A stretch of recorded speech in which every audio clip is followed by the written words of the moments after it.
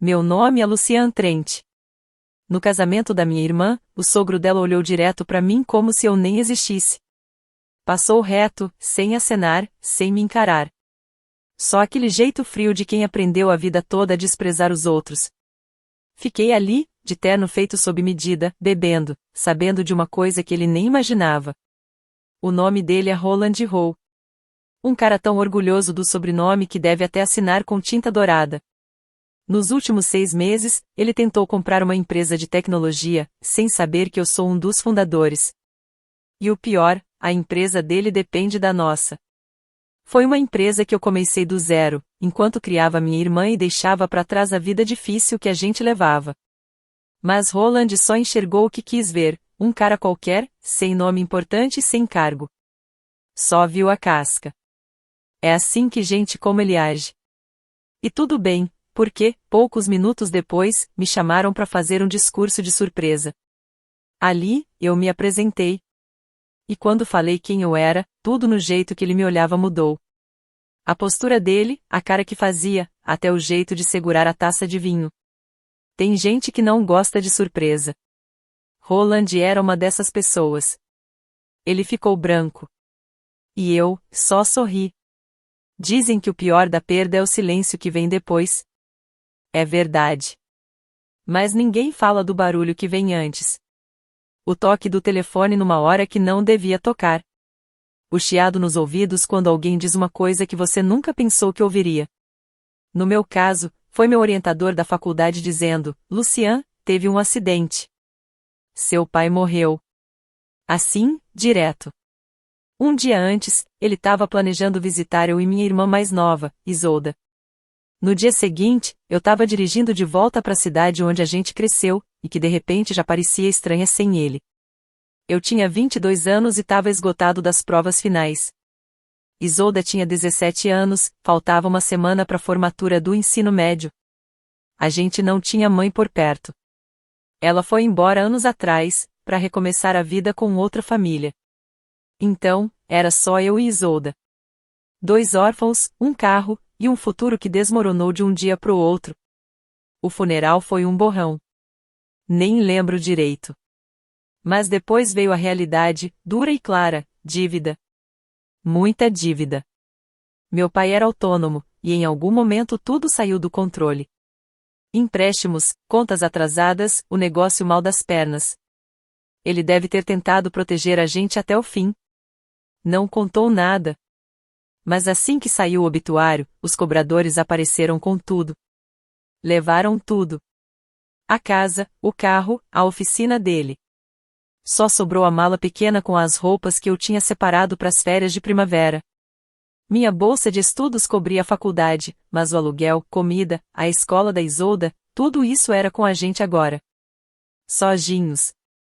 Naquela noite, depois que o último parente foi embora e a porta se fechou, eu sentei no chão com Isolda. Ela chorava, encolhida no moletom. E foi ali que entendi: ninguém mais ia aparecer. Eu era o único adulto na vida dela agora.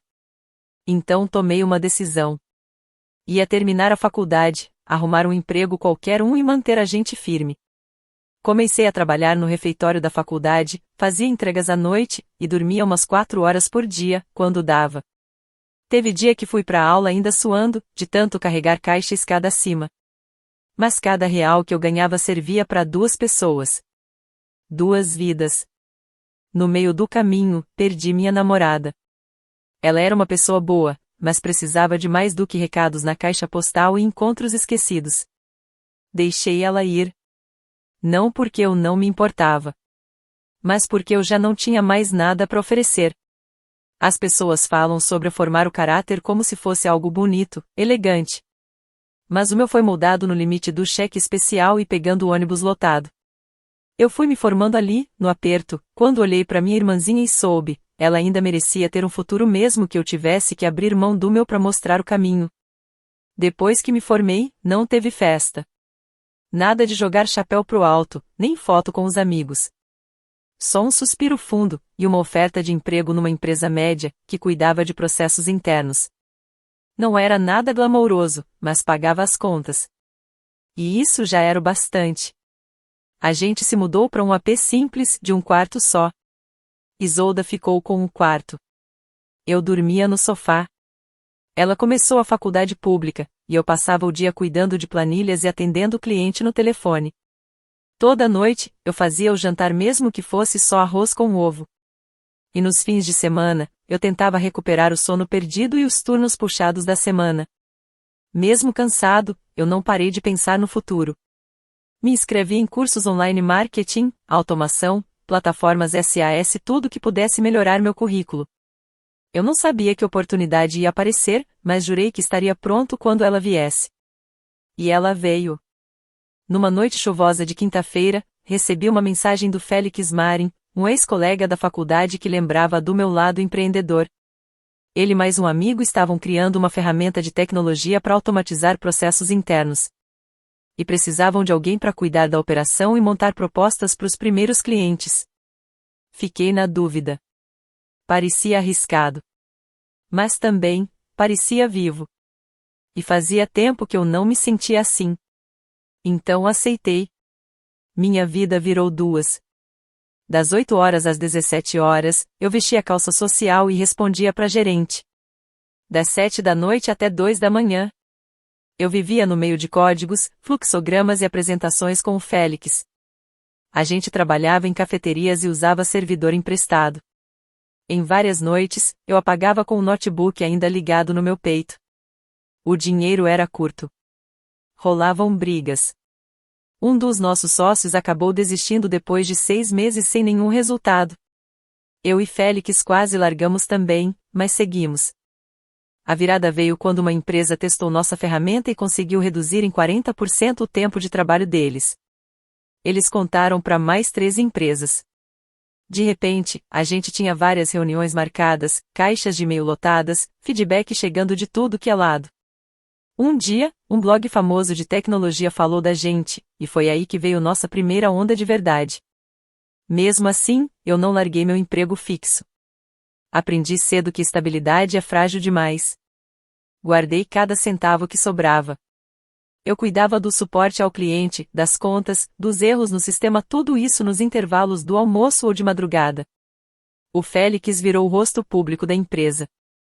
Ele trabalhava, dava entrevista, aparecia em evento, fez até palestra no TEDx. Eu ficava nos bastidores. E gostava disso. Enquanto muita gente estava atrás de cargo bonito e fama no LinkedIn, eu só queria uma coisa: paz. Queria uma vida onde a Isolda não precisasse mais contar moeda no mercado. Onde o futuro dela não fosse definido por tudo que a gente perdeu. Ela passou numa universidade estadual por mérito. Eu pagava as contas em dia. A gente tinha uma poupança, plano de saúde e tudo em casa funcionando. Para mim, isso já era luxo. Ninguém viu o quanto isso custou, e eu nem fazia questão que vissem. Mas esse silêncio, essa escolha de ficar invisível fez com que caras como o Roland Rowe aparecessem e achassem que eu era só mais um. E tudo bem. Porque eu prefiro ser subestimado do que julgado errado. Prefiro ser invisível do que receber elogio falso. Mas a vida tem um jeito engraçado de fechar os ciclos, principalmente quando sua irmã resolve se casar.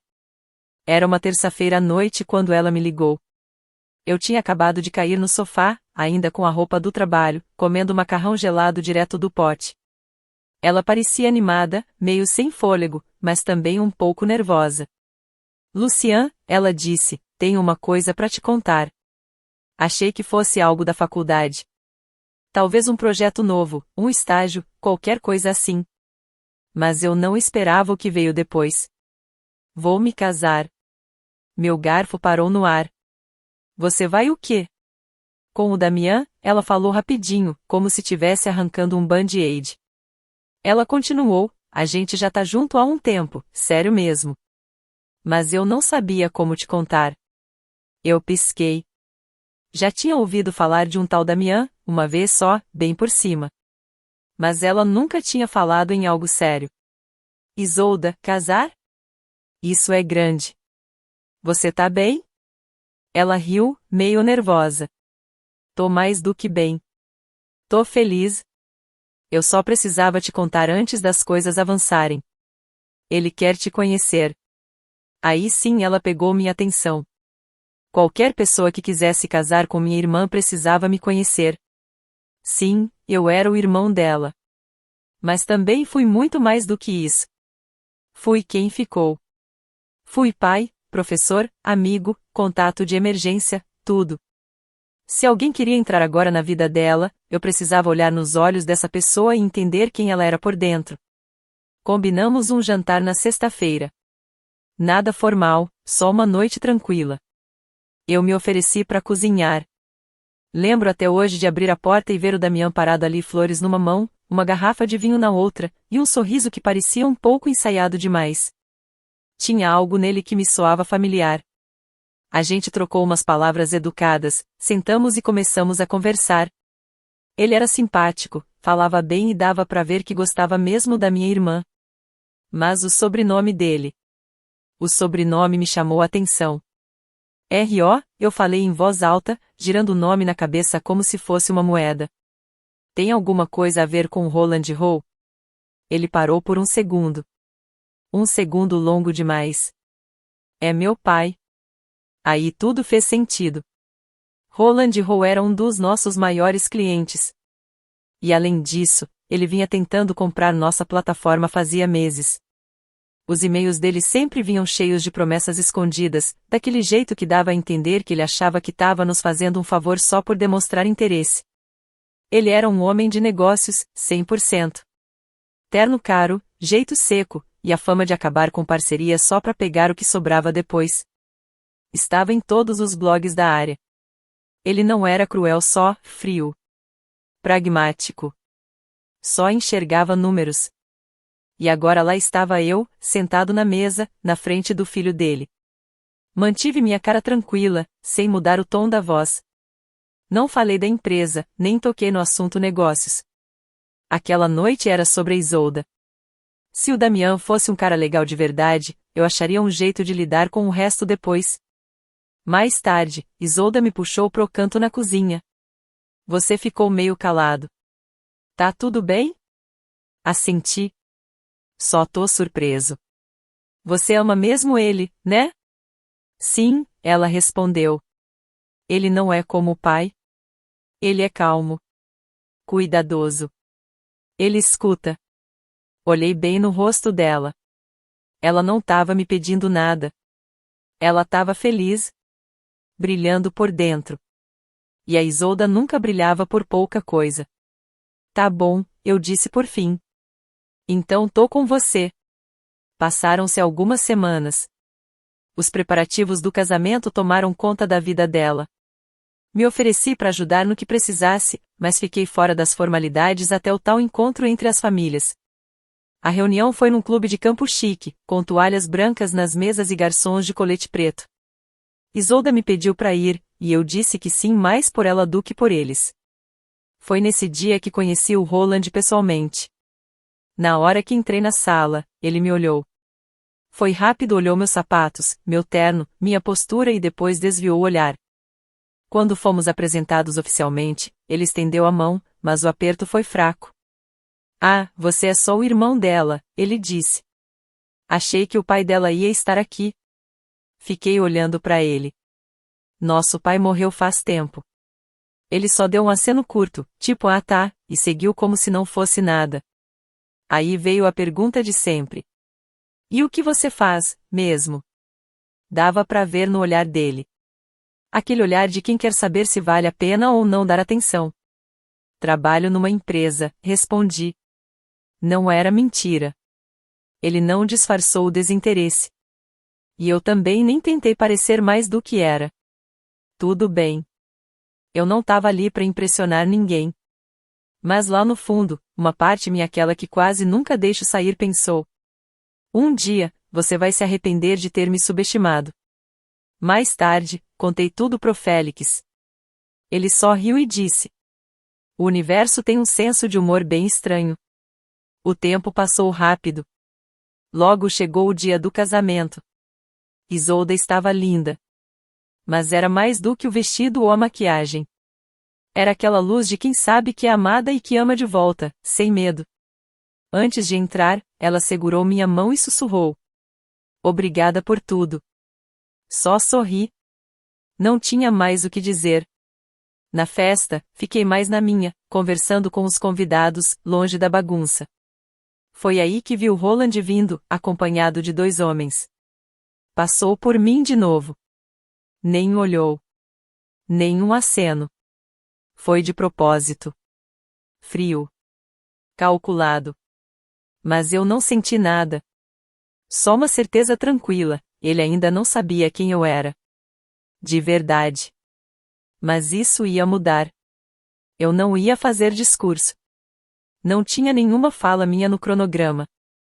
Nenhuma parte especial pro irmão da noiva. Meu papel eu já tinha feito. Levei Isolda até o altar. Apareci nas fotos da família. Brindei como todos os outros. Isso já teria sido suficiente. Eu não precisava aparecer. Mas alguém, sei lá quem, colocou meu nome na lista dos que iam falar. Um funcionário do buffet me deu um tapinha no ombro e disse: "Você é o próximo. Daqui 2 minutos." Pesquei, sem entender. Próximo pra quê? Ela apontou pro palco. O microfone tá pronto. Eu podia ter recusado. Talvez até devesse.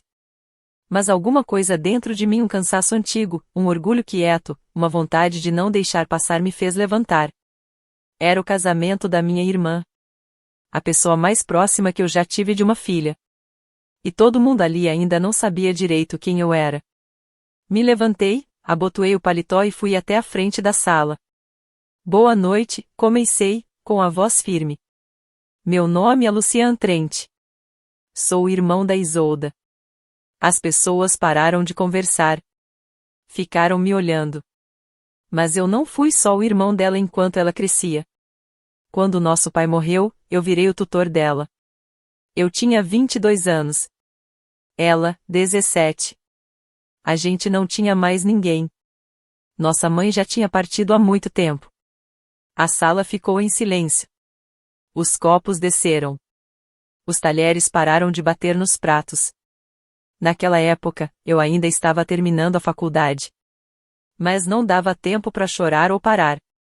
Ela precisava de comida, de uma casa, de pagar a escola. Então, eu trabalhei de dia, à noite, nos fins de semana. Dormia pouco. Perdi amigos. Perdi alguém que eu amava. Olhei para Isolda. Ela já estava com os olhos cheios d'água. Mas a gente conseguiu. Porque ela é brilhante, corajosa, e tem um coração que me perdoou por todas as vezes que eu falhei. A sala toda estava parada. Até o Roland, lá do outro lado, me olhava diferente. E eu também queria dizer uma coisa, continuei, um pouco mais alto. Durante todos esses anos, enquanto eu tentava manter tudo de pé, também ajudei a construir uma startup. Uma plataforma de software. Alguns de vocês talvez até usem nossa plataforma. Essa frase saiu mais forte do que eu esperava. Vi algumas pessoas levantando as sobrancelhas. Convidados trocando olhares. Meu sócio, Félix, estava ali. Foi ele quem pulou junto comigo nessa ideia maluca. A gente começou com código emprestado e laptop quebrado. Hoje, ajudamos algumas das maiores empresas do país. Deixei isso no ar por um instante. E mesmo que eu não tenha vindo aqui para falar de trabalho, compartilhei isso porque faz parte da nossa história. A história que me trouxe até essa sala, esse dia, esse momento. Olhei para Isolda e Damian. Tenho muito orgulho de vocês. Vocês encontraram algo raro. Confiança, parceria, alegria. E é uma honra estar aqui para dizer: vocês estão prontos. Saí do microfone, acenei para a sala que aplaudia. E comecei a voltar para minha mesa. Mas não cheguei longe. Roland Rowe apareceu do nada, como uma sombra na parede. Estendeu a mão, com um sorriso meio duro. "Lucian, né?" Belo discurso. Apertei a mão dele firme, sem empolgação. "Obrigado. Você é o cofundador da IE." Assenti. "Sim. Aquela mesma empresa que você tá tentando comprar." O sorriso dele deu uma leve vacilada. "Eu não fazia ideia", ele disse. "Por que não falou nada quando nos conhecemos?" Olhei direto nos olhos dele. Porque eu queria que você visse quem eu era quando achou que eu não era ninguém. Ele não respondeu. Nem precisava. Dei um sorriso educado. Aproveite a noite, Sr. Hall. Passei por ele e voltei até o Félix, que levantou uma sobrancelha, mas não falou nada. A gente brindou. A tensão foi embora. O resto da noite foi leve, feliz. Isolda dançava como alguém livre das sombras do passado. Damian foi gentil. Roland foi educado. Mas tinha algo diferente no olhar dele. Menos arrogância. Mais cálculo. Tudo bem. Porque eu não menti. Mas também não contei tudo. E não, a gente nunca vendeu a empresa pro Roland Hall. Não por despeito. Nem pelo jeito como ele me tratou. A verdade é que as ofertas eram incríveis no papel. Mas aprendi a enxergar além dos números. O interesse dele não foi baseado em respeito mútuo. Foi baseado na ideia de que tudo e todos têm um preço.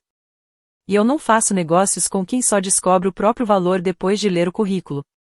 Então, eu e Félix continuamos independentes. Crescemos com propósito. Não precisávamos de uma fusão. Precisávamos de espaço para crescer do nosso jeito. Ironicamente, a Hall Industries ainda usa nossa plataforma. Os funcionários deles registram chamados de suporte pelo mesmo portal que todo mundo. Respondemos rápido, com profissionalismo, sempre educados. Nunca de forma pessoal, sempre estritamente profissional. Damian nunca mencionou o assunto. Ele respeita limites e, mais importante, respeita Isolda. Com o tempo, criamos algo parecido com confiança. Não guardo rancor dele por causa do sobrenome. Ele não é o pai dele. Nunca foi. Isolda está prosperando. Ela tem paz na vida agora. Paz de verdade. Ela dá aulas, cuida do jardim e faz trabalho voluntário nos fins de semana. E ela sorri de um jeito que não sorria quando éramos mais novos, quando parecia que tudo ia desmoronar a qualquer momento. Foi por esse sorriso que lutei. Esse é o meu retorno. Às vezes, as pessoas ainda acham que eu sou só o cara quieto, no fundo.